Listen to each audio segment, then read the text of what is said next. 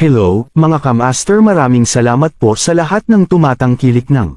Ang aking asawa ay isang hacker. Paki-follow and subscribe mga master para sa mga susunod pang mga kabanata. Ang aking asawa ay isang hacker. Kabanata 11. Makalipas ang kalahating oras, hinatid sila ni Sean at nakarating sa kinaroroonan ni Lolo. Si Mr. Riddle Sr. at ang kanyang tatlong anak na lalaki at manugang ay dumating na. Nang makita silang pumasok, ang pangalawang manugang na si Karen ay hindi napigil ang mapangiti ng matagumpay. Daniel, Gloria, naging abala ba kayong dalawa kamakailan? Pinaghintay mo kami. I'm sorry, Karen. Medyo masama ang traffic ngayon. Napangiti si Gloria. Titiisin niya ang lahat para sa kapakanan ni Nicole. Pinag-aralan ni Nicole si Karen na may malamig na mukha at hindi siya binati. Nang magtama ang mga mata ni Karen sa kanya, naramdaman ni Karen ang lamig sa kanyang gulugod. Si Nicole ay isang brat lang. Ano ang kinatatakutan niya? Sa pag-iisip nito, nanunuya siya at sinabing, so ito ang anak mo na nawala ng maraming taon. Kamukha niya talaga ang mga kapatid niya. Pero nakapag-DNA test ka na ba? Huwag ka nang maghalo muli sa pagkakataong ito. Nang marinig ni Karen na binubuksan ang mga lumang sugat ng kanyang mga magulang, sumimangot si Sean at sinabing, Tita, medyo sobra-sobra na ang sinabi mo. Ang pag-iwan kay Nicole na gumagala sa labas sa lahat ng mga taon na ito ang pinakamalalim na sakit ni Gloria. Kaya ang ginawa ni Karen ay katumbas ng pagdaragdag ng asin sa pinsala. Sean! Umiling si Daniel sa kanya, sinenyasan siyang huwag magsalita. Tiniis ni Gloria ang mga suntok ni Karen at nagpakawala ng magiliw ng ngiti. Salamat sa paalala, Karen. Ngunit sa pagkakataong ito ay ikinumpara ng pulisya ang mga DNA, at si Nicole ay miyembro ng aming pamilya. Si Gloria ay mahiyain, ngunit ang kanyang kamay na nakahawak sa kamay ni Nicole ay malakas at nagpainit kay Nicole. Mas mabuting maging. Huwag palakihin ang anak ng iba sa loob ng 10 taon para lang malaman na peking muli ito. Patuloy ang panunuya ni Karen, at sa pagkakataong ito ay parang namutla ang mukha ni Gloria. Karen, itigil mo na ang paghuhukay ng nakaraan, pwede ba?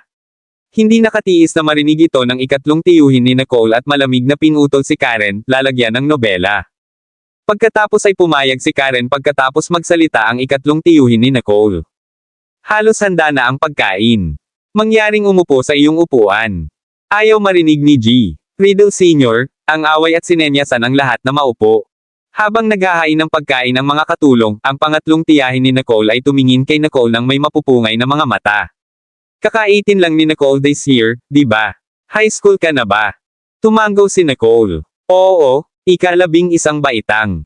Ika-11 baitang. Well, kung makalipat ka sa Royal Creek Institute, magiging schoolmate ka ni Ella, anak ko.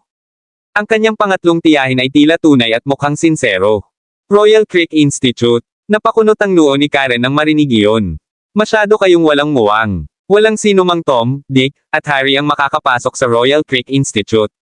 Kahit high school lang, may minimum requirement. Paano ka nakakapagsalita ng ganyan, Karen? Naramdaman ng ikatlong tiyahin ni Nicole na hindi nararapat ang sinabi ni Karen. Nagsasabi lang ako ng totoo, sabi ni Karen habang nakatingin kay Damian, ang panganay na tiyuhin ni Nicole. Dapat masalam ito ni Damian at ng kanyang asawa. Kahit na sina tatay at Mr. Ellison ay matandang magkakilala, si Mr. Ellison pa rin. Magtakda ng mataas na bar para sa ating mga anak. Lumaki si Nicole sa kanayunan, ang mga pagkakataon para sa kanyang pagpasok sa Royal Creek Institute ay maliit. Huwag mong sayangin ang oras ni Damian. Bahagyang nagdilim ang mga mata ni Nicole dahil napakasama ng loob ni Karen na masasakit ang kanyang mga salita. Hindi inaasahan ni na Daniel at Gloria na hinarang ni Karen ang kanilang sasabihin bago pa man nila ito masabi. Ang mag-asawa ay labis na nalungkot at hindi makahanap ng isang salita upang tumugon. Nadama nila ang utang na loob kay Nicole at gusto nilang ibigay sa kanya ang pinakamahusay, ngunit hindi nila siya matulungan. Tahimik na tumingin si Mr. Riddle Sr. kay Nicole at naawa sa kanyang apo. Napalingon siya at napasimangot sa panganay na anak. Damian, ano sa tingin mo tungkol dito? Pinakamahusay na kilala ni Damian si Mr. Riddle Sr. Alam na para sa kapakanan ng reputasyon ng pamilya Riddle, nais ni Mr. Riddle Sr. na ilagay niya si Nicole sa Royal Creek Institute. Pero biglang sinabi ng asawa niya, Dad, may point si Karen. Si Nicole ay nagmula sa kanayunan kung saan ang pamantayan ng edukasyon ay karaniwan. Kahit papasukin siya ni Mr. Ellison, hindi papasok ang kanyang mga marka. Magiging masama lang ito sa pamilya Riddle. Hindi nagsalita ang asawa ni Damien kanina, ngunit kapareho niya ang iniisip ni Karen. Pagkatapos ng lahat, ang kanyang anak na babae ay magiging isang bituin sa hinaharap. Kung nalaman ng mga tao na ang kanyang anak na babae ay may kapatid na babae sa paaralan, mahihiya siya dito. Nang makitang tumutol ang asawa dito, natahimik si Damien. Hindi maiwasan ni Mr. Riddle Sr. na sumulyap kay Nicole. Alam niyang maaaring hindi kasiya siya ang mga marka ni Nicole, ngunit apo niya ito. Bukod dito, siya at si Jared mula sa pamilyang Johnston ay nagkaroon ng pakikipag-ugnayan. Paano niya siya hinayaan? Habang iniisip niya iyon ay mas lalo siyang nagalit. Well, dahil ayaw mong tumulong, ipaubaya mo na lang sa matandang tulad ko. Hihingi ako ng tulong kay Mr. Ellison.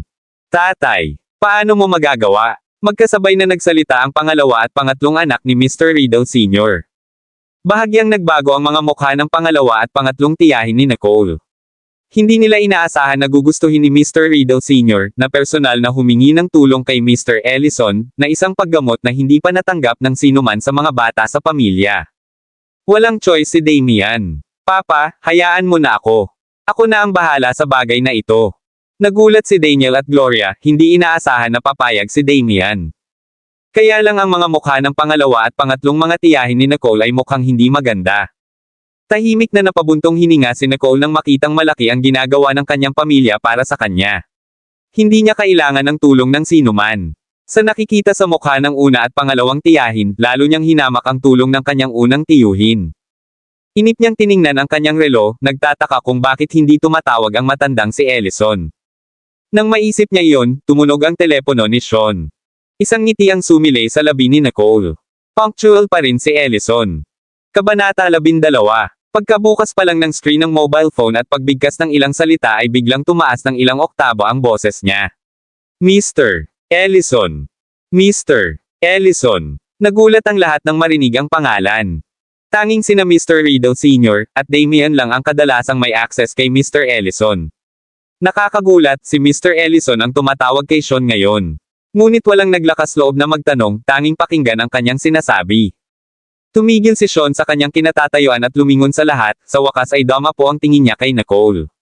Talaga, maraming salamat, Mr. Ellison. Napatingin ang lahat kay Nicole nang may pagtataka. Humigop ng tubig si Nicole at hindi naman mukhang nagulat. Sa sandaling ibinaba ni Sean ang telepono, si Gloria ang unang nagtanong, Sean, paano mo nakuha ang numero ng telepono ni Mr. Ellison? Nabawi ni Sean ang kanyang kalmado at muling umupo sa mesa. Hindi ko alam ang numero ng telepono ni Mr. Ellison. Siya ang tumawag sa akin. Ano ang sinabi ni Mr. Ellison? Tanong ni Mr. Riddle Sr. sa malalim na boses. Magalang na tiningnan ni Sean si Mr. Riddle Sr. Hiniling niya kay Nicole na mag-ulat sa high school ng Royal Creek Institute bukas at sinabing natutuwa siyang dumating si Nicole sa Royal Creek Institute. Nakatingin si Sean kay Nicole na may bakas ng hindi makapaniwala sa kanyang mga mata nang sabihin niya ang huling pangungusap. Habang nagkakamot ng ulo ang lahat at nasa mainit na debate tungkol sa kung paano may pasok si Nicole sa Royal Creek Institute, nangyari ang hindi maisip na tumawag si Mr. Ellison at sinabing masaya siya na. Papunta si Nicole sa Royal Creek Institute. Hindi na nagulat si Karen. Sean, tama ba ang narinig mo? Inimbitahan ni Mr. Ellison si Nicole sa high school ng Royal Creek Institute. Sinira at kinutya niya lang si Nicole dahil ayaw niyang pumasok si Nicole sa Royal Creek Institute.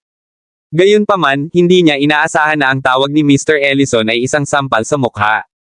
Ngunit si Nicole ay isang taga-bayan. Ano ang dahilan kung bakit ipinaabot ni Mr. Ellison ang kanyang imbitasyon sa kanya? Hindi pinansin ang ekspresyon ni Karen, nilingon ni Gloria si Nicole. Kilala mo si Mr. Ellison? Hindi rin siya makapaniwala sa sarili niyang tanong. Ngunit sinabi ni G. Ellison na natutuwa siyang mag-aral si Nicole sa Royal Creek Institute. Kaya dapat magkakilala sila ni Nicole. Hindi itinago ni Nicole ang katotohanan, sa pagsasabing, nagkita kami minsan sa Great Oak. Saglit lang iyon, ngunit kung hindi dahil sa tulong ni Nicole, namatay na sana si Mr. Ellison dahil sa pagsabog ng sasakyan. Isang beses lang nagkita, at naalala siya ni Mr. Ellison at inimbitahan siya sa Royal Creek Institute. Ang mga bagay ay naging mas hindi kapani-paniwala. Tila tinanggap ni Sean ang katotohanan ito, ngunit medyo nagdududa pa rin. Kahit nakilala mo si Mr. Ellison, paano nalaman ni Ellison na mag-e-enroll ka? Si Nicole ay tumingin sa gilid ni Sean, ang ekspresyon nito ay nagsasabi sa kanya na ito ay isang bagay na syempre. Tinawagan ko siya noong sinabi ni na tatay at nanay 3 araw na ang nakalipas na ipapadala nila ako sa Royal Creek Institute. Nagpakita ng kaunting pagmamataas ang nagyayelong tingin ni Nicole. Nagbigay ito ng impresyon na si Mr. Ellison ay nasa kanyang beck and call. Mr. Si Ellison ay nagpadala sa akin ng isang imbitasyon sa email noong araw na iyon, ngunit hiniling ko pa rin sa kanya na tumawag ngayon upang ipaalam sa aking pamilya, na nailigtas kayong lahat sa labis na pag-aalala tungkol sa akin. Nilaibat ng mga mata ni Nicole sina Karen at Damian. Nakaramdam ng hiya si Karen at hindi makapagsalita. Si Damian ay nahihiya din, dahil si Nicole ay maaaring makapasok sa Royal Creek Institute ng mag-isa, ngunit siya ay kumilos ng may pag-aatubili, na ginawa siyang isang kumpletong biro.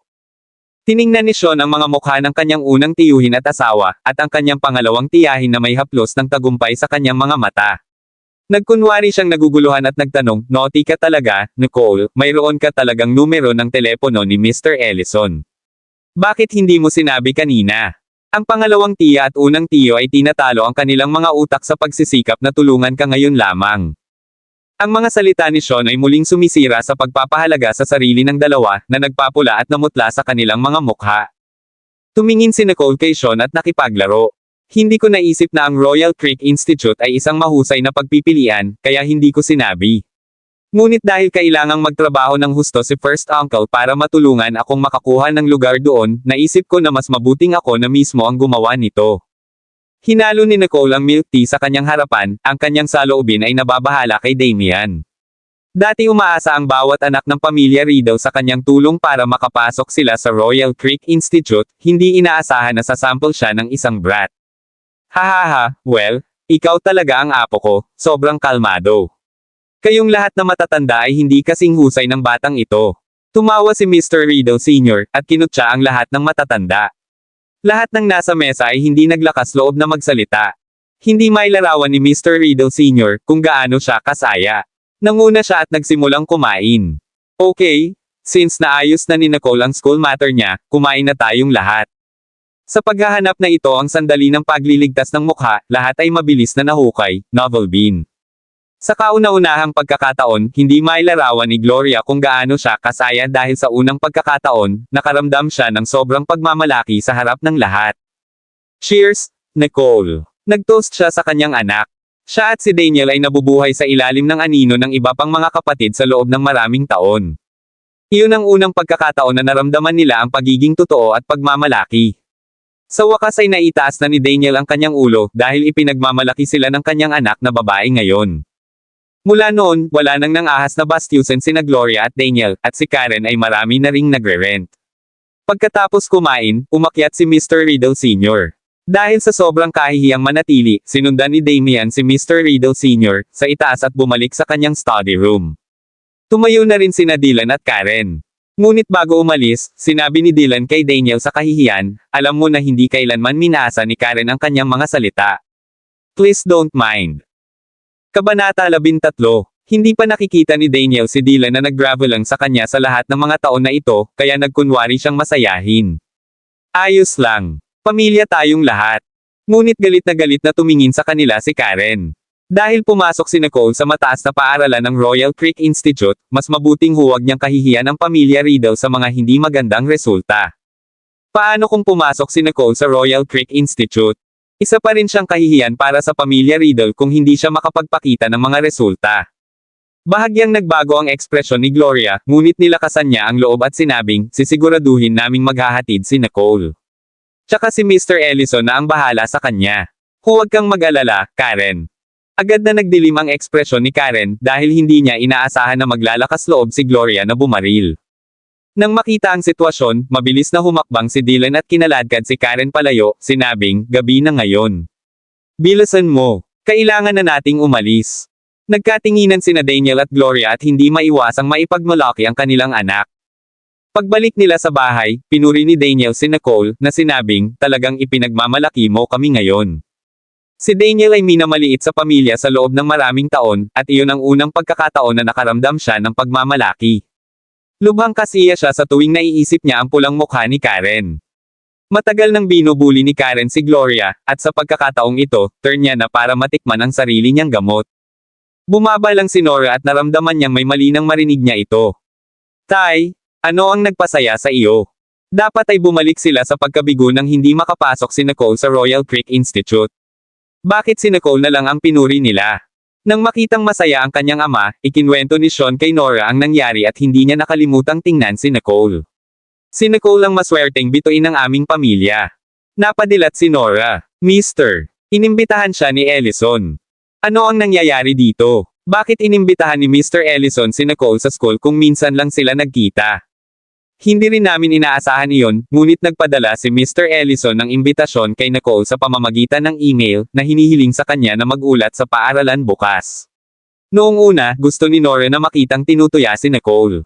Ngunit hindi naranasan ni Nicole ang anumang kahihiyan.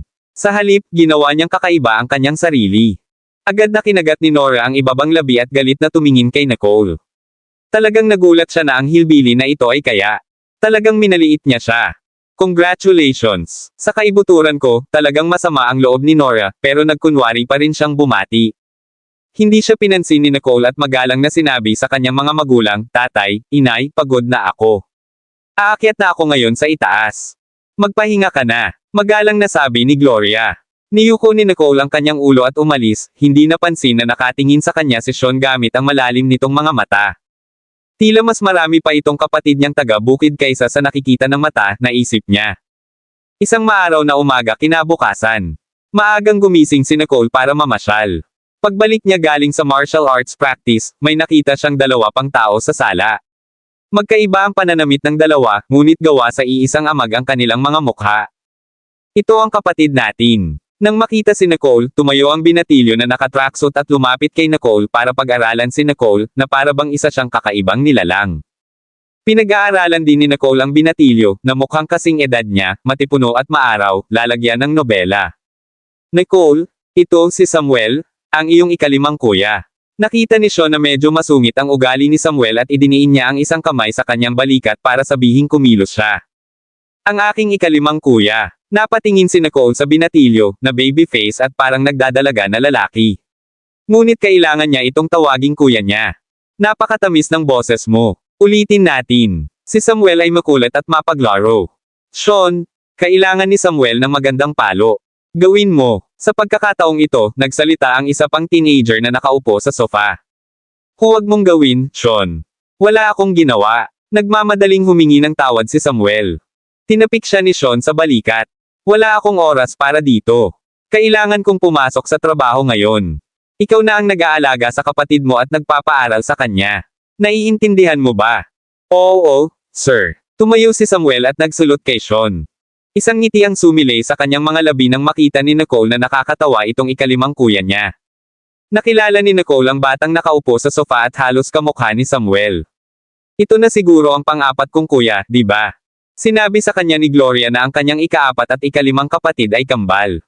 Dahil si Samuel ang ikalima, ito ang dapat na ikaapat. Matalino. Isang ngiti ang pinakawalan ng pang-apat niyang kuya. Ang pangalan niya ay Spencer, na may sunshine smile din pero may dagdag na artistry persona, nakakaiba kay Samuel. Pareho kaming nasa ika-12 baitang sa Royal Creek Institute. Sinabi ni na tatay at nanay na hindi ka pamilyar sa paaralan at hiniling sa amin na dalhin ka upang magulat sa paaralan. Okay, kung ganoon. Aakyat ako sa taas at magpapalit. Tumanggaw si Nicole at umakyat sa taas. Mukhang hindi pala kaibigan si Nicole. Mas maganda si Nora. Napakamot sa likod ng ulo si Samuel dahil sa kahihiyan. Pinandilatan siya ni Sean at sinabing, pero hindi mo kapatid na babae si Nora. Saka siya umalis. Kumurap si Samuel at tumingin kay Spencer. Galit ba si Sean?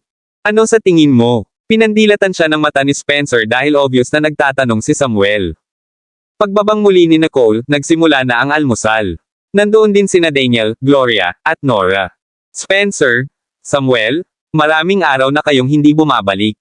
Miss na miss ko na kayo. Sinadya sila ni Nora sa harap ni Nicole. Hindi mapigilan ni Samuel ang mapangiti. Si Nora pa rin ang nasa puso ko. Ahem. Nakita ni Spencer na bumababa si Nicole at mabilis na sinenyasan ang pipi niyang kapatid. Kabanata 14. Natigilan si Samuel noong una, ngunit nang makita niya si Nicole sa kanya lang napagtanto na mali na naman ang nasabi niya. Mukha siyang nahihiya at diretsyong iniba ang usapan. Ang ganda ni Nicole. Nakikita ko kung gaano ka magiging sikat sa paaralan, lalagyan ng nobela. Ang sinabi ni Samuel ay pumukaw ng selos kay Nora. Tumingin siya kay Nicole ngunit hindi maitatanggi na si Nicole ay biniyayaan ng kagandahan at magandang figure, samantalang siya mismo ay mas ordinaryo. Napansin ni Daniel ang kalungkutan ni Nora at nag-isip sandali bago sinabi kay Samuel na nakakunot ang noo, dapat mong itikom ang iyong bibig kung hindi mo alam kung ano ang sasabihin. Dahil sa pagsaway, mabilis na ibinaba ni Samuel ang kanyang ulo at ipinagpatuloy ang kanyang almusal. Nilingan ni Daniel si Nora. Dahil hindi ka kadugo ng iyong mga kapatid, panatilihin ang iyong distansya mula sa kanila, at hindi ka na maaaring maging kusang loob tulad ng huling pagkakataon. Namutla ang mukha ni Nora matapos mapagalitan. Nakaramdam siya ng pananakit, iniyuko niya ang kanyang ulo. Naiintindihan. Hindi na ako magiging kusa sa susunod. Pero nasaktan si Samuel nang makita iyon. Dad, kahit hindi namin biological sister si Nora, matagal na kaming nagsasama. Para sa akin, as long as Nora treats me as her brother, I will always be his brother. Nagsalita si Samuel ng may prinsipyo, na ikinagulat ni na Daniel at Gloria. Hindi napigilan ni Spencer na mapafacepalm nang magsalita muli si Samuel ng kalokohan. Samuel, tumingin sa kanya si Nora, nakaramdam ng pagkaantig. Siya lang siguro ang nag-aalala pa rin sa kanya. Magsasalita pa lang si Daniel, umiling si Gloria sa kanya, saka tumingin kay Samuel. Tama ka, matagal na kaming nakatira ni Nora. Kahit hindi siya kadugo sa amin, kapatid mo pa rin siya. Mom! Namilog ang mga mata ni Nora. Maging ang puso ni Spencer ay medyo lamambot. Kung tutuusin, ano ang ginawang mali ni Nore? Hindi sa sinasadya niyang gayahin si Nicole. Ito ay ang birthmark sa likod ng kanyang tainga na masyadong katulad ng kay Nicole. Dad, Mom, busog na ako. Hindi interesado si Nicole sa mga bagay tungkol kay Nora. Pagkatapos ng ilang kagat ay nagplano siyang umalis. Spencer, Samuel, hihintayin kita sa sala. Tawagan mo ako kapag natapos na kayong mag-almusal. With that, tumalikod siya at umalis. Hindi napigilan ni Samuel na lingunin si Spencer at tiningnan ito na nagsasabing, hindi ako makapaniwalang napakalma niya. Nadama rin ni Spencer na masyadong kalmado si Nicole para maging 18 taong gulang. Hindi siya nagpakita ng kahit anong emosyon na nakaharap kay Nora. Maya-maya pa ay natapos na ang almusal. Sa suporta ni na Samuel at Gloria, muling nagkainitin si Nora kasama ang kanyang dalawang kapatid. Nakipagkwentuhan at natatawa siya sa kanila habang naglalakad sila papunta sa pinto na may dalang mga school bag sa kanilang mga balikat. Karaniwan siyang pumapasok sa paaralan ng mag-isa. Dahil bumalik ngayon sina Samuel at Spencer, syempre, gusto niyang sumama sa kanila. Pagdating ng sasakyan, nanguna siyang tumalon sa backseat at umupo kasama sina Spencer at Samuel. Inaasahan niyang makikitang magseselo si Nicole sa kanya, ngunit hindi man lang siya nilingan ni Nicole at inaalala ang pagiging malapit niya sa kanyang mga kapatid nang sumakay siya sa kotse. Bakit ayaw mong magsalita, Nicole? Feeling mo ba pinababayaan ka? Sadyang tanong ni Nora. Mukha siyang nasaktan, parang nagkamali si Nicole na hindi magsalita. Wala akong masabi. Napakamatuwid ni Nora. Hindi interesado si Nicole sa lahat ng gamit niya. Naisip din ni Spencer na masama ang loob ni Nicole at sinubukang ayusin ang mga bagay-bagay. Nicole, please don't mind dahil close na sina Samuel at Nora since small. Hindi nila sinasadya na pabayaan ka. Tama iyan. Mabilis na tumango si Samuel, pakiramdam din niya ay may nagawa siyang mali. Pero magiging mabuti na ako sa iyo mula ngayon. Narinig kong sinabi ni na tatay at nanay na marami kayong pinagdaanan habang nasa labas. Noong una ay gusto ni Nora na pagselusin si Nicole, hindi niya inaasahan na maililipat ni Samuel ang atensyon kay Nicole. Isang bakas ng galit ang sumilay sa kanyang mga mata. Hindi lumingon si Nicole, ngunit nakakuyom ang kanyang mga kamay, at nagpanggap siyang kalmado. Nakuha ko. Walang masyadong nagmamalasakit sa kanya, kaya hindi niya alam kung paano sasagutin si Samuel. Pero deep inside, she felt a touch of closeness sa inosenteng kapatid niyang ito. Nakahinga ng maluwag si Spencer matapos ipaliwanag ni Samuel ang kanyang sarili. Look, Nicole is not a petty person, so you and Nora shouldn't assume too much. Nanlumo si Nora matapos akusahan ng labis na pag-aakala. Sa pagbabalik tanaw sa tahimik na si Nicole, naramdaman na lang ni Nora na biro lang ang ginawa niya, hindi nagseselos si Nicole sa kanya, pero hanggang sa buto siya nagseselos kay Nicole. Nagkaroon ng ilang sandali ng katahimikan, at pagkatapos ay biglang sinabi ni Samuel, "Nicole, narinig kong sinabi ni nanay na nakilala mo na sina Sean at Steve, ngunit hindi si Stanley." Tumanggaw si Nicole nang hindi nag-iisip, oo. Dahil alam niyang hindi pa talaga nakikilala ni Nicole si Stanley, naging masigasig si Samuel. Si Stanley ang presidente ng Student Union ng universidad at isang nangungunang estudyante. Isa siyang badass. Pinag-uusapan ni Samuel si Stanley habang nasa daan, at pinakinggan ito ni Nicole at naging interesado siya sa tatlong magkakapatid na ito. Kabanata 15. Sa wakas, makalipas ang 20 minuto, dumating sila sa Royal Creek Institute. Ang Royal Creek Institute ay isang siglong gulang na paaralan na may matatag na background. Ang arkitektura ng campus nito ay marangel na may inukit na bato na gate ng mga katangian ng Hofstra-Berg. Nagmukha itong klasikal at nagpapakita ng mga palatandaan ng edad. Nang nakapark na ang sasakyan sa parking lot ay bumaba na silang tatlo sa sasakyan. Pagdating ni Nicole, naramdaman niyang maraming babae ang palihim na nakatingin sa direksyon niya. Pakiusap, huwag kang mag-isip. Iyon ay lahat ng mga tagahanga ng basketball team ng paaralan na dumating upang masulyapan si Samuel. Nandidiri si Spencer kay Samuel. Sino nagsabi niyan? Ang ilan sa kanila ay mga tagahanga ng iyong lipunan ng musika. Umiwas ng tingin si Samuel. Hindi inaasahan ni Nicole na sikat ang maingay na kambal na ito sa paaralan. Nakita ko si Nora, ngunit sino ang babaeng iyon? Baka siya ang girlfriend ni Samuel. Naiinggit ako sa paglalakad niya kasama sila. Maraming mga batang babae ang nag-uusap sa kanilang sarili. Nagdilim ang mukha ni Nora. Ang taong kinainggitan noon ay ang kanyang Nora, ngunit ngayon, nakuha na ni Nicole ang lahat ng limelight. Hindi inaasahan ni Nicole na magiging ganito kasikat ang magkapatid na ito. Lumingon siya at sinabing, "Spencer, Samuel, salamat sa pag-aral sa akin. Ire-report ko ngayon sa school registrar." Dahil natatangi ang kanyang pagkakakilanlan, minabuti niyang panatilihing mababa ang profile, na bawasan ang kanyang pagkakalantad. "Oh, sige," sabi ni Samuel, tinuro ang daan para kay Nicole.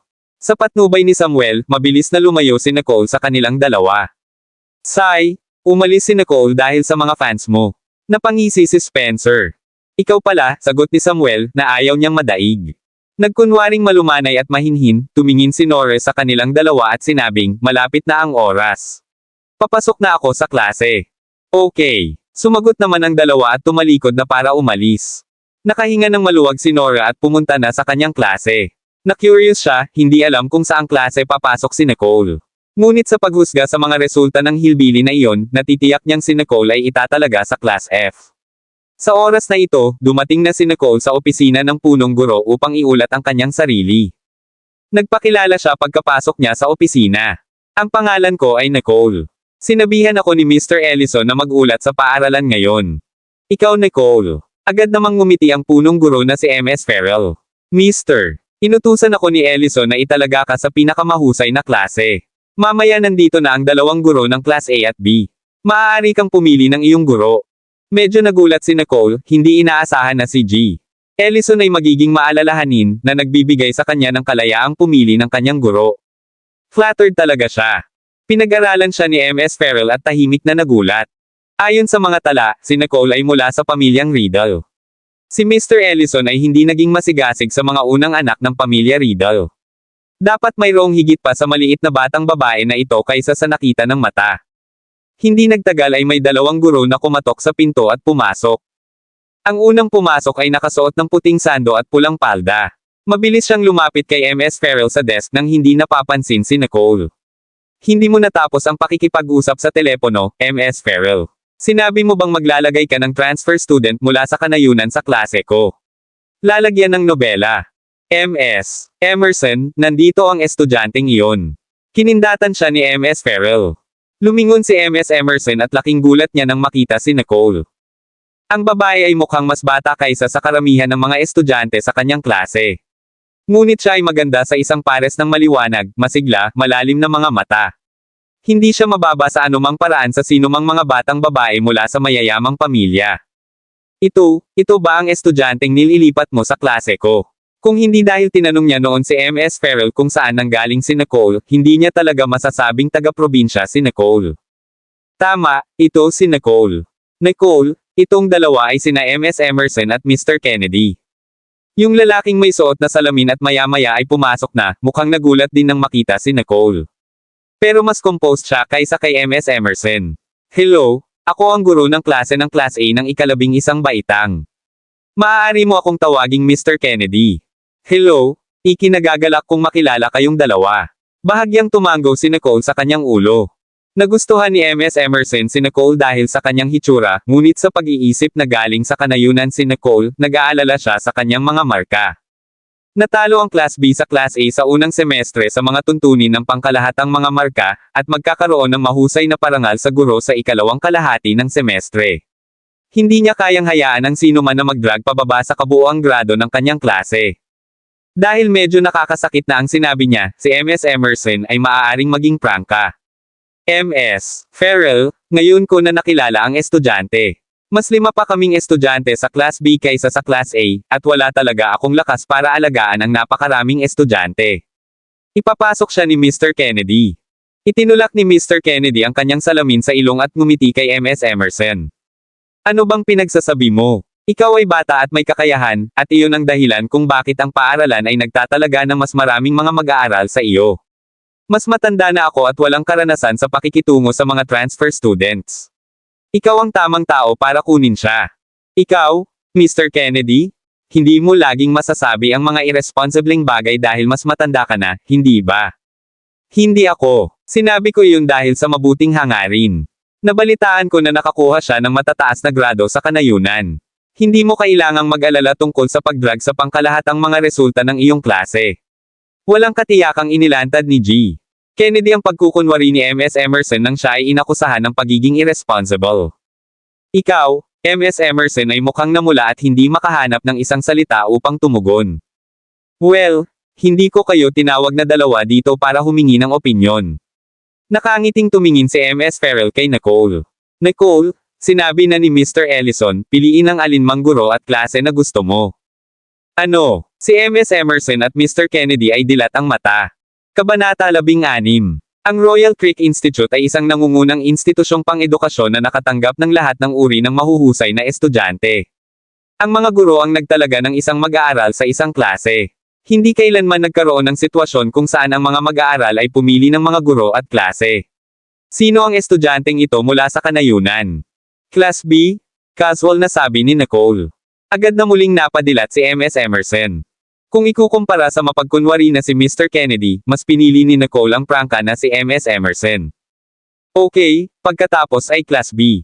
Tumango si Ms. Farrell bilang pagsang-ayon na may bakas ng nakamamanghang tingin sa kanyang mga mata, na ikinagulat ng dalawang guro.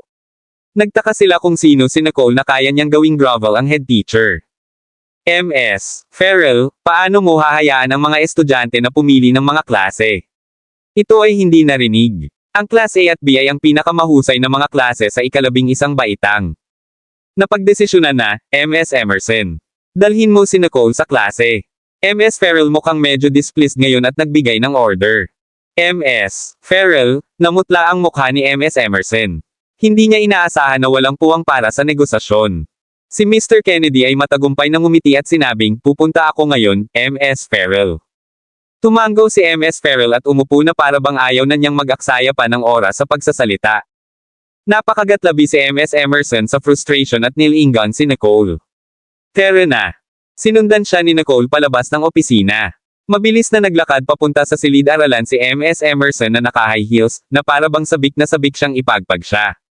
Pagdating sa pintuan ng silid-aralan, biglang huminto si Ms. Emerson. Wala akong pakialam kung sino ka. Dahil pinili mo ang klase ko, huwag mong hilahin ang klase ko kasama mo. Gusto kong makahabol ka sa iba pang mga kaklase sa loob ng 1 buwan. With that, tumalikod na si Ms. Emerson at pumasok sa classroom. Hindi napigilan ni Nicole na magtaas ng kilay. Bakit naisip ng girong ito na hihilahin niya ang klase pababa? Dahil lamang siya ay mula sa kanayunan. Bahagya siyang nalungkot ngunit sumunod pa rin si Ms. Emerson sa silid-aralan. Manahimik ka, class. May bago tayong kaklase dito. Please welcome Nicole, lalagyan ng nobela. Kahit nag-aatubili si Ms. Emerson, ipinakilala pa rin niya si Nicole sa klase.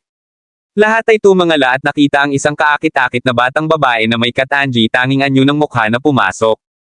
Sandaling natahimik ang klase bago tumayo si Bradley Robertson, isang miyembro ng komite ng sports club, at pumalakpak ng kanyang mga kamay. Welcome sa bagong estudyante. Pagkatapos ay nagpalakpakan ang mga lalaki sa klase. Tuwang-tuwa silang tanggapin ang napakagandang kaklase. Hoy, Gary, tingnan mo, may magandang babae sa klase. Si Wayne Atkinson ay siko kay Gary Finley na nakaupo sa huling hilera. Kalimutan mo na si Gary. Interesado lang siya sa pinakamainit na babae sa paaralan. Ngunit ang maliit na sisiw na ito ay tila mas mainit pa, sabi ni Jack Pearson, na walang kabuluhang nakatingin kay Nicole ng may kasiyahan. Kumunat ang noo ni Gary nang marinig ang komento ni Jack. Ang kanyang mapupungay na mga mata ay sumalubong sa malakristal na mga mata ni Nicole. Isang sinag ng araw ang nakakalat sa magandang dalaga. Nakatayo ng tuwid ang maayos niyang katawan na may bakas ng pagmamataas at pagiging alof, na naging dahilan para hindi malapitan ang kanyang kagandahan. Maganda talaga siya, pero, bakit kamukha niya si Snow? Na-curious si Wayne. Inikat ni Jack ang kanyang mga mata sa kanya at sinabing, lahat ng babae ay parang Snow sa iyong paningin. Habang nagkukulitan ang dalawa, nagsimulang magpakilala si Nicole. Ako si Nicole, transfer student. Ikinagagalak kong makilala kayong lahat. Inaasahan ni MS Emerson na sasabihin pa ni Nicole ang ilang mga salita, ngunit hindi sinabi ni Nicole. Kaya, sabi niya, may bakanting upuan sa ikatlong hanay mula sa huli. Maaari kang umupo dyan. Sok. Isang transfer student sa ika-11 baitang. Akala ko may solid background siya para ipagmalaki. Sa third to last row lang pala siya makakaupo. Napaungol si Jack. Sa Class B, ang huling tatlong row ay karaniwang nakalaan para sa mga may pinakamasamang marka. Mukhang hindi naman masyadong maganda ang grades nitong bagong kaklase. Tila hindi napansin ni Nicole ang kanilang mga titig. Tahimik siyang umupo sa bakanting upuan. Noon lang sinimulan ni MS Emerson ang lecture. Ilang sulyap pa si Gary kay Nicole at nagsimulang isipin na si Nicole ay kamukha ni Rain Riddle at Snow Riddle, at ang apelyido ni Nicole ay Riddle din. Nang matapos ang aralin, binigyan ni MS Emerson ang lahat ng ilang takdang aralin at tumayo sa podium. Ang mga takdang aralin na ito ay takdang aralin ngayon. Kinakailangan mong kumpletuhin ang mga ito sa oras ng pag-aaral sa sarili sa gabi. Naghiyawan ang lahat. Malamig na sulyap ang ginawa ni MS Emerson sa lahat.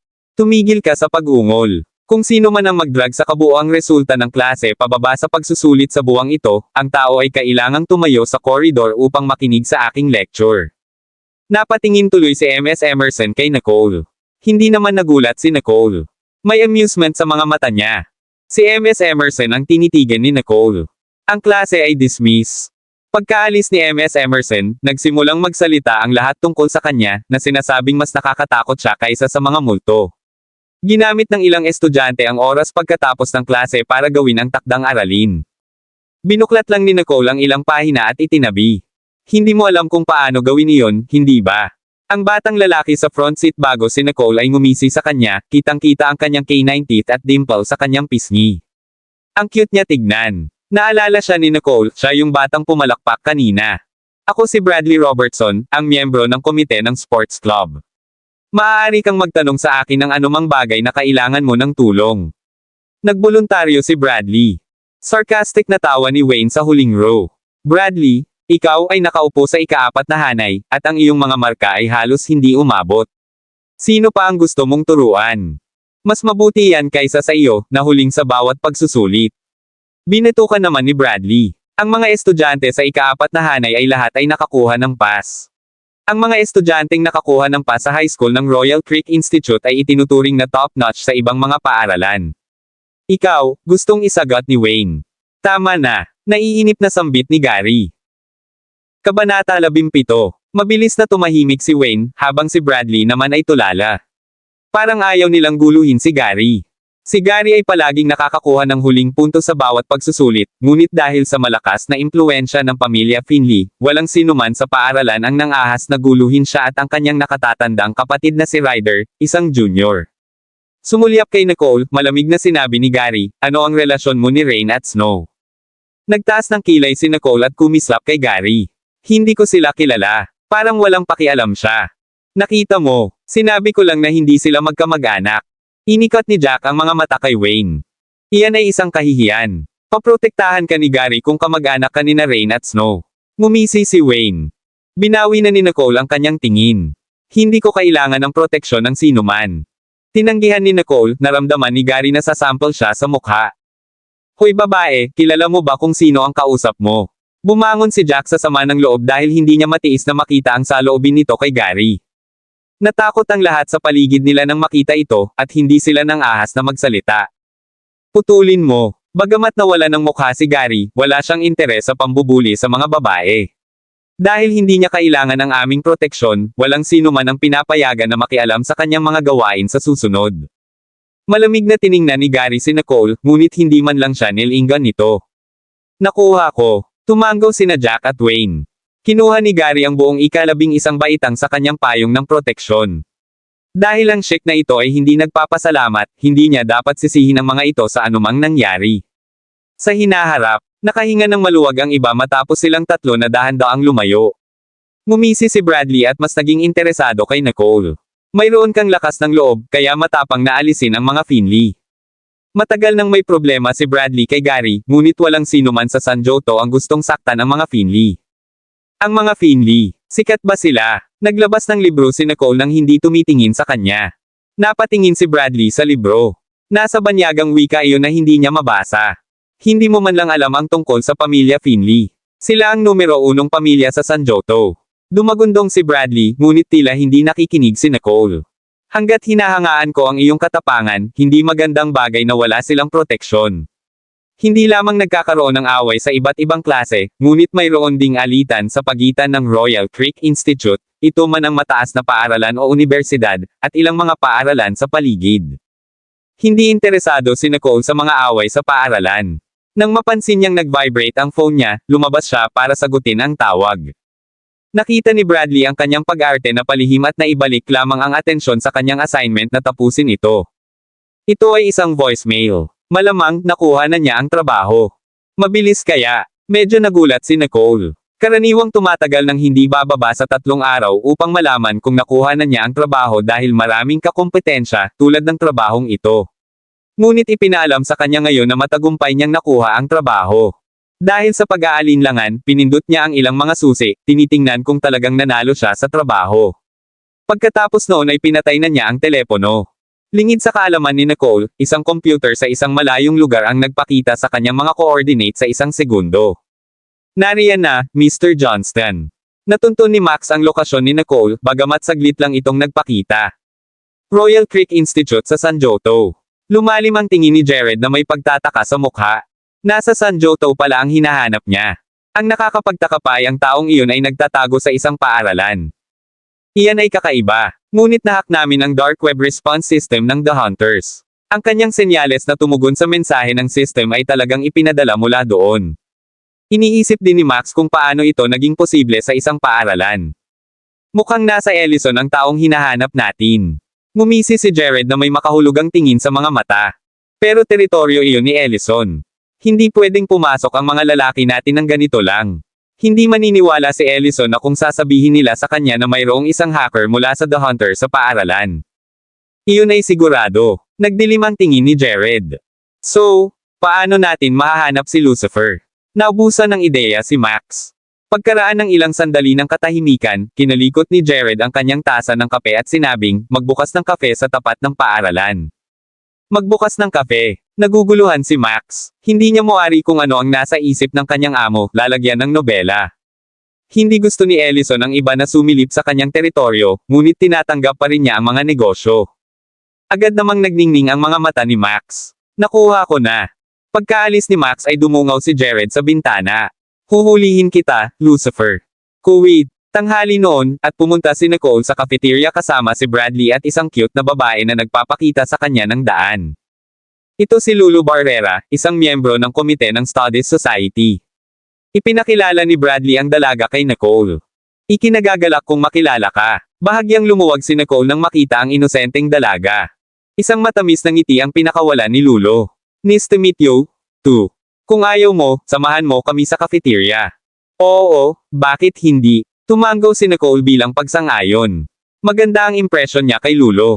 Kaya, naglakad silang tatlo patungo sa cafeteria ng Royal Creek Institute kasama si Bradley na walang tigil na nagdaldal. Pagdating nila doon, masigasig niyang itinuro sa kanya kung paano mag-order ng mga pagkain at kung aling mga pagkain ang pinakamahalaga sa pera. Nicole. Isang madamdaming boses ang biglang dumating. Lumingon si Nicole at nakita si Samuel. Pagkatapos ay tinapunan niya ng malamig na tingin si Samuel na ikinagulat niya. Agad na nakuha ni Spencer ang pahiwatig at hinayla si Samuel. Mas mabuting panatilihin mo ang isang mababang profile at huwag hayaan ang iyong mga tagahanga na abalahin ang iyong kapatid na babae. Ang krisis ay inalis, at si Nicole ay mas maganda na ngayon. Nicole, kilala mo si Samuel, hindi ba? Mukhang naiinggit si Lulo, nakitang kakatawag lang ni Samuel kay Nicole. Hindi kaya. Kapatid lang niya ito, na halos isang araw lang niyang kilala. Kaya naman, technically, halos hindi niya ito kilala. Oo. Nagduda si Lulo, di ba talaga sila close? Ngayon lang, mukhang masigasig si Samuel. Si Nicole ay nag-order ng kanyang pagkain at umupo kasama sina Lulo at Bradley. Bagong dating ba ang babaeng iyon? Ang ganda niya. I guess so. Nag-post ang Class B sa forum ngayon na nagsasabi na ang titulo ng pinakamainit na babae sa paaralan ay pag-aari na ng iba ngayon.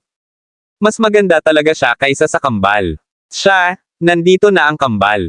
Napatingin ang lahat at nakita ang dalawang babae na naglalakad papunta sa cafeteria. Ang isa ay si Rain, na nasa ika-12 baitang, at ang isa ay si Snow, isang freshman sa kolehiyo. Kabanata 18. Si Rain at Snow ay hindi kambal, ngunit sila ay parang dalawang gisante sa isang palayok, maganda, maamo, at maganda.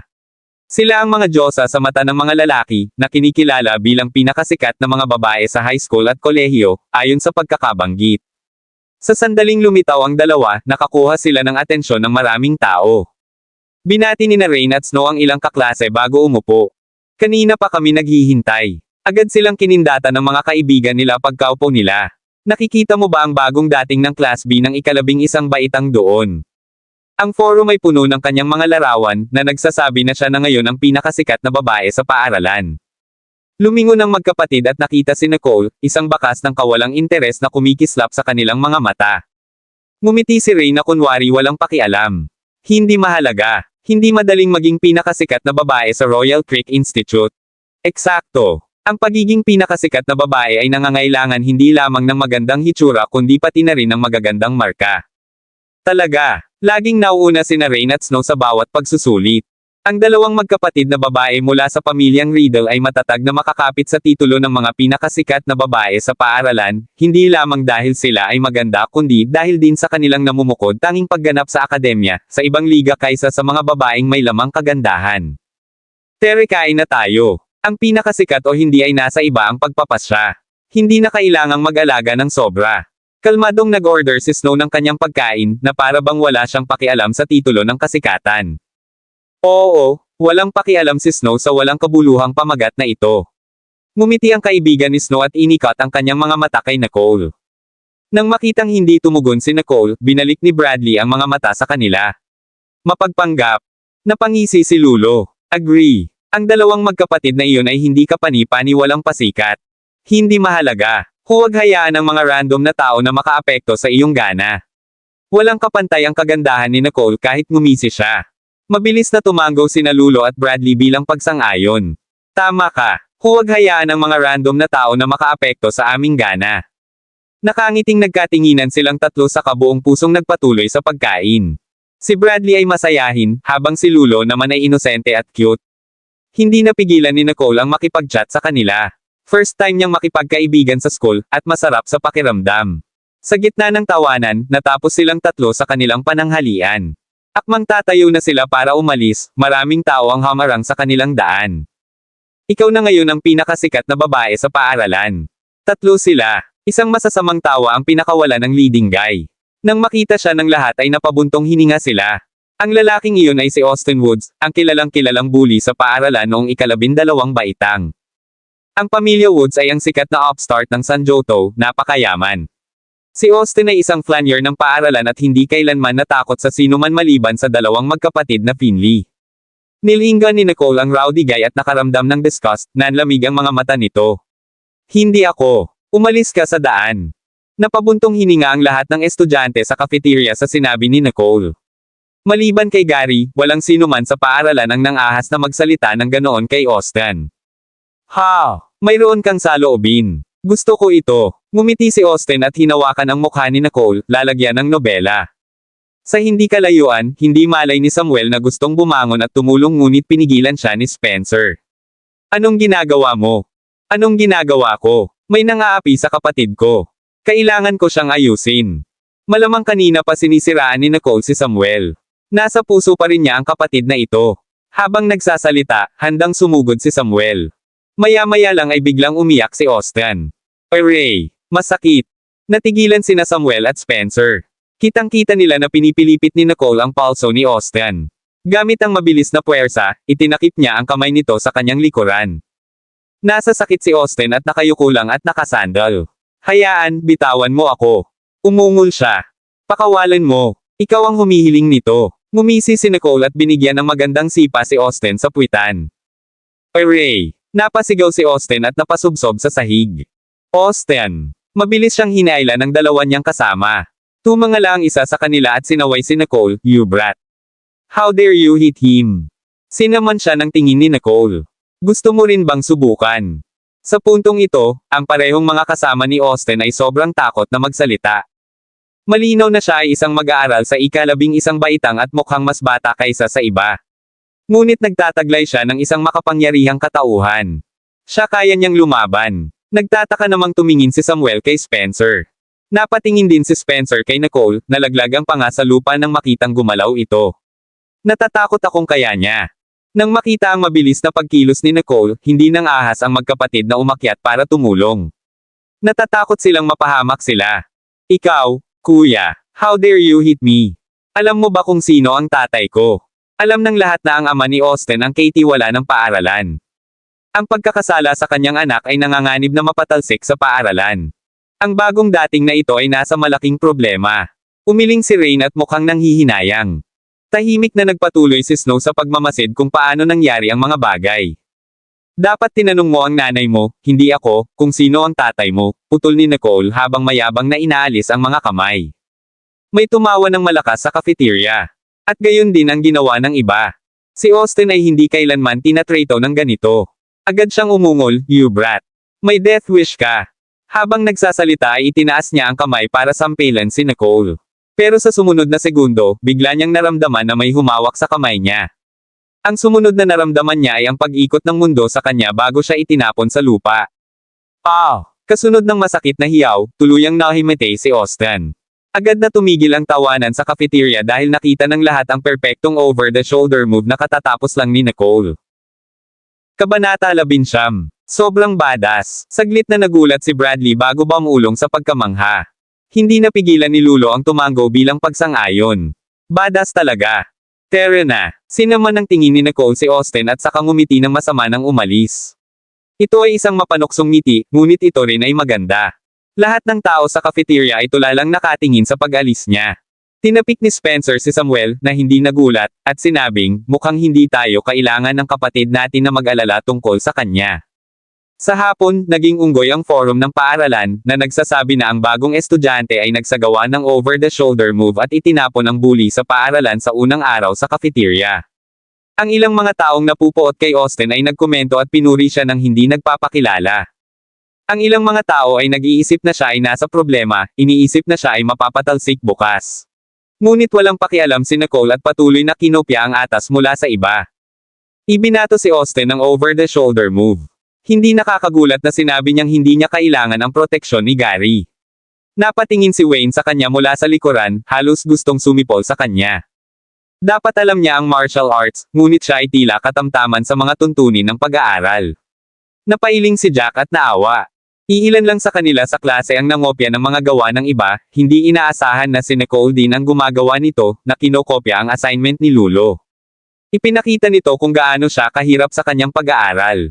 Hindi man lang dumilat si Gary bagkus ay nagpatuloy sa pagkalikot sa kanyang telepono.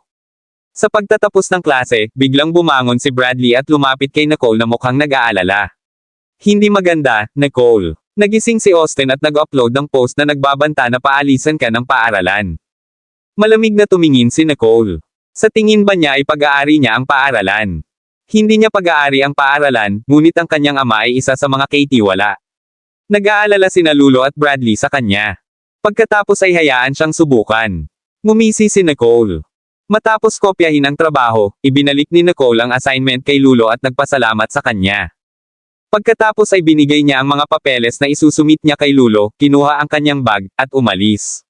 Nicole, saan ka pupunta? Naguguluhan si Lulo. Hindi ako pumapasok sa klase sa self-study dahil natapos ko na ang assignment. Tumalikod na si Nicole at umalis. Sinabi niya na hindi siya pumapasok sa klase ng self-study. Napadilat si Lulo. Ang mga klase sa pag-aaral sa sarili sa simula ng taon ng pag-aaral ay hindi sa pilitin. Ngunit labis na nagmamalasakit si Ms. Emerson sa mga pagsusulit ngayong buwan. Walang sino man sa klase ang nangahas na umalis, ngunit umalis na si Nicole. Oo, kapag nalaman ni Ms. Emerson, pupunta siya sa unggoy. Nagkatinginan silang dalawa at tahimik lang na nanalangin para kay Nicole sa kanilang mga puso. Paglabas ng silid-aralan, lumabas si Nicole ng paaralan sa paglubog ng araw sa kahabaan ng boulevard. Ang mga anino ng mga puno ay sumasayaw sa lupa habang ang mga puno ay kumakalusko sa hangin at ang kislap ng takip silim ay nagwiwisik sa dalaga. May kumuha ng magandang larawan sa kanya at ipinost sa forum ng paaralan.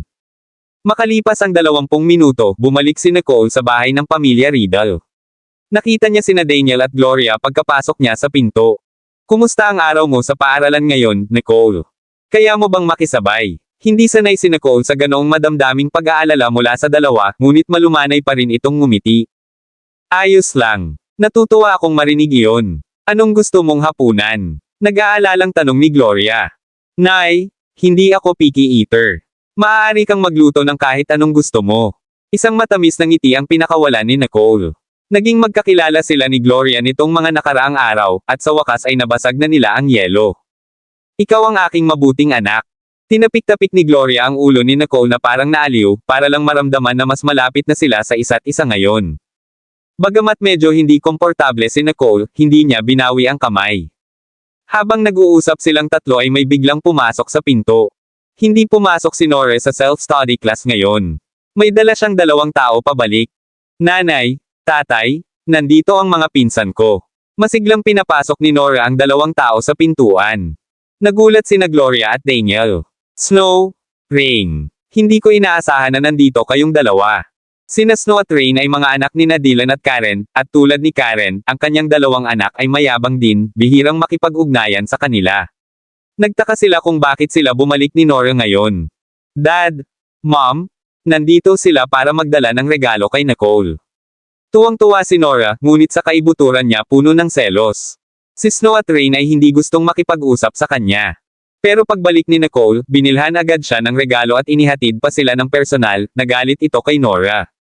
Lumapit sina Snow at Rain at sinabing, Tito, Tita, sabi ng tatay ko nagmamadali siya kahapon at hindi nakapaghanda ng regalo para kay Nicole. Kaya, hiniling niya sa amin na ipadala ito ngayon. Si Rain ay magalang sa panlabas ngunit hindi masaya sa loob, lalagyan ng nobela. Hindi niya maalis ang katotohanan na kailangan niyang maghatid ng regalo para sa isang babaeng taga-bayan. Nagkatinginan sina Daniel at Gloria, na hinuhulaan na si Dylan ay malamang na nakaramdam ng sama ng loob para kay Nicole kahapon, kaya't hiniling niya kay Snow na magpadala ng isang bagay upang mabayaran.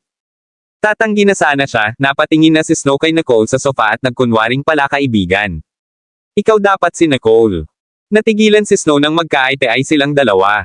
Ikaw kasi. Matapos ikumpara ng mga kaklase sa isang babae sa forum ng paaralan ang isang buong araw, tila hindi inaasahan ni Snow at Rain na magiging pinsan nila ang taong ito. Magkakilala kayo. Napakurap-kurap si Gloria. Hindi naman. Mahinahong nagsalita si Nicole at sinabi ang totoo. Nakita niya siya noong araw, at tinanong siya ng bata kung kilala niya si Snow sa umaga, ngunit hindi niya alam na magkamag-anak sila. Nang maramdaman ang awkward na atmosphere, mabilis na sinabi ni Nora, Nicole, this is Snow, and this is Rain. Sila ang mga anak ng iyong pangalawang tiyuhin at ang pinakasikat na mga babae sa ating high school at universidad. Alam ni Nora kung ano ang nangyayari sa forum ngayon at sadyang nagsalita tungkol dito, dahilan upang magbago ang mga mukha ni Snow at Rain. Kumunat ang noo ni Nicole at sinulyapan si Nora. Sinusubukan ba ni Nora na magdulot ng puot sa kanya? The next second, sarcastic na nagsalita si Rain. Maaaring kilala mo na kami, pero ngayon, viral sa school online forum ang video na nag-away kayo. Halos lahat ng tao sa school kilala ka. Isang away. Natigilan ang ekspresyon ni Gloria. Agad siyang napatingin kay Nicole. Nag-away kayo. Kabanata 20. Sinulyapan ni Nicole si Rain at sinabing hindi nagmamadali, hindi, tinuruan ko lang ng leksyon ang isang hindi makontrol na kaklase. Kung talagang gusto niyang lumaban ay nasa ospital na si Austin ngayon. Masungit. Medyo naging seryoso ang mukha ni Daniel. Binubuli ka ba nila? Kung totoo, dapat maturuan sila ng leksyon. Hindi inaasahan ni Nora na sobrang spoiled ng kanyang mga magulang si Nicole. Nagseselos siya at umarte na parang nag-aalala. Pare, ang sabi nga, ang pag-aaway ay mali. At saka, ang batang tinuruan niya ng leksyon ngayon ay mula sa pamilya Woods. Pumayag din si Rain. Oo, nasaktan niya ang pamilya Woods. Natatakot ako na hindi lang sa kanya kundi sa buong pamilya ng Riddle ang dapat napasanin ang mga kahihinatnan. Ang pamilya Woods. Medyo namutla ang mukha ni na Daniel at Gloria nang marinig ang pangalan. Ang pamilya Woods ang pinakakilalang bagong mayaman, napakayaman ng San Joto, at lahat sila ay mga rogue. Walang sino man sa San Joto ang gustong manggulo sa kanila, ngunit sinaktan ni Nicole ang isa sa kanila noong unang araw niya sa paaralan. Nicole, totoo ba ang sinasabi nila? Naramdaman ni Daniel ang mahirap na sitwasyon. Sa layuning protektahan ang kanyang anak, kailangan niyang malaman ang aktwal na sitwasyon at mag-isip ng paraan para protektahan si Nicole. Napatingin si Nicole kina Nora at Rain, lahat sila ay nakakainis na mga squawker. Pero ayaw niyang magsinungaling nang makita ang pag-aalala ng kanyang mga magulang. Totoo naman. Dahil sa tatlong salitang iyon, nagbago ang ekspresyon ni na Daniel at Gloria. Anong gagawin natin dito, Daniel? Dapat ba nating sabihin kay Dad? Ang pamilya Woods ay palaging bastos. Mas mabuting maging handa ang pamilya Riddle kung sakaling sundan sila ng Woods. Well, hindi ako sigurado. Nadama ni Daniel na mas mabuting huwag ma-alarma ang kanyang ama, ngunit mahirap pakitunguhan ang pamilya Woods. Nakita ni Nora ang sitwasyon at sinamantala niya ang pagkakataong magsalita. Tatay, nanay, hindi ito makakapag-alala kay Lolo. Ibinaling nila ang kanilang mga mata kay Nora, tila natagpuan ni na Daniel at Gloria ang kanilang susi sa problema. Bakit mo nasabi iyan? Nagmamadaling sinabi ni Nora, ito ang unang araw ni Nicole sa paaralan ngayon, at mukhang hindi alam ni Austin na si Nicole ay mula sa pamilyang Riddle. Kaya lang sinasabi ng school forum post na si Nicole ay mapapatalsik at hindi man lang binabanggit ang pamilya ng Riddle. Ang kanyang ekspresyon ay tila balisa, ngunit sa kaibuturan niya, siya ay natutuwa dito. Itong brat na ito ay mapapatalsik sa unang araw sa paaralan. How she wish na sipain siya ni Austin sa school ngayon. Paalisin. Mas lalong namutla ang ekspresyon ni Gloria nang marinig ang salitang, expel. Pinilit nila ang kanilang utak para makapasok si Nicole sa Royal Creek Institute High School, at ngayon ay malapit na siyang ma-expel. Hindi mapakali si Nicole nang makitang ginagamit ni Nora at Snow ang isyo para durugan siya. Sabi niya, Tatay, Nanay, huwag kang mag-alala. Hindi ako mapapatalsik. Nang makitang napaka-conceited pa rin ni Nicole, sarkastikong sinabi ni Rain, it is not up to you. Alam ng lahat na si Mr. Woods ang tagapangasiwa ng Royal Creek Institute. Ang pagpapatalsik ay ang pinakamagandang bagay na maaasahan mo kapag nasaktan mo ang apo ng pamilya Woods. Rain, huwag mong sabihin yan, saway ni Snow kay Rain at humakbang papalapit kay Nicole. Si Rain ay palaging straight talk. Mangyaring huwag isipin. Pero nagsasabi siya ng totoo. Pinakamabuting huwag makuha ang pamilyang Bogtong. Kasangkot, hindi ka dapat magalit kung ma-expel ka. Parang inaaliw siya ni Rain, pero ramdam ni Nicole ang mapagpanggap na pag-aalala ni Rain. Huwag kang mag-alala, hindi ako magagalit dahil hindi ako mapapatalsik. May determinasyon pa rin si Nicole sa mukha na ikinagalit ni Snow at Rain. Nakarating din ito kay Nora. Gayunpaman, nagpatuloy siya sa pagpapanggap na nag-aalala. Alam kong minsan na kayong nagkita ni Mr. Ellison. Ngunit ang pamilya Woods ay makapangyarihan, malamang na ayaw ni Mr. Ellison na makisali siya. Maliit ang pagkakataon mong manatili. Tinitigan ni Nicole si Nora. Umaasa ka ba talaga na mapapatalsik ako? Napatingin sina Daniel at Gloria kay Nora nang marinig ang sinabi ni Nicole. Hindi. Bakit ako? Mabilis na umiling si Nora. Nag-aalala ako sa'yo, lalagyan ng nobela. Tiningnan lang siya ni Nicole nang walang pakialam. Dahil wala kang tulong, itago ang iyong mga alalahanin sa iyong sarili. Matapos itapon sa basurahan si Nora, nanlaki ang kanyang mga mata habang nagkukunwaring inosente. Hindi na kinaya ni Rain. Ni minsan ay hindi sila nagbigay ng balita tungkol sa pakikisalamuha sa pamilya ng kanilang pang-apat na tiyuhin, ngunit magalang si Nora sa kanila tuwing nakikilala niya sila. Si Nicole lang ang mayabang. May pakialam si Nora sa iyo. Huwag kang masyadong walang utang na loob. Kumunat ang noo ni Rain at tumayo na para kay Nora. Kumunat ang noo ni Snow nang maramdaman niyang ginamit si Rain. Well, Rain, we are not in a position to talk about it.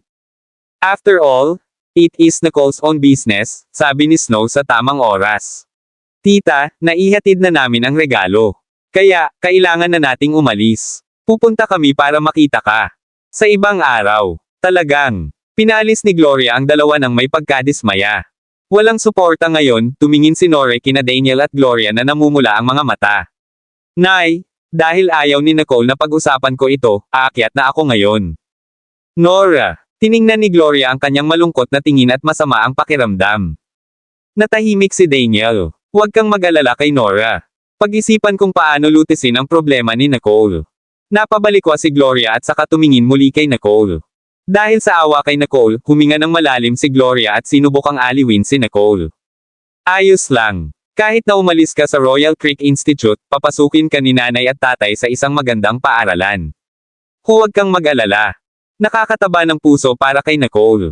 Kung ikukumpara sa mga tagalabas na sumipa sa kanya noong siya ay nalulumbay, ang tunay na damdamin ng kanyang mga magulang para sa kanya ay nagbigay daan sa kanya na magkaroon ng pakiramdam ng pagiging kabilang.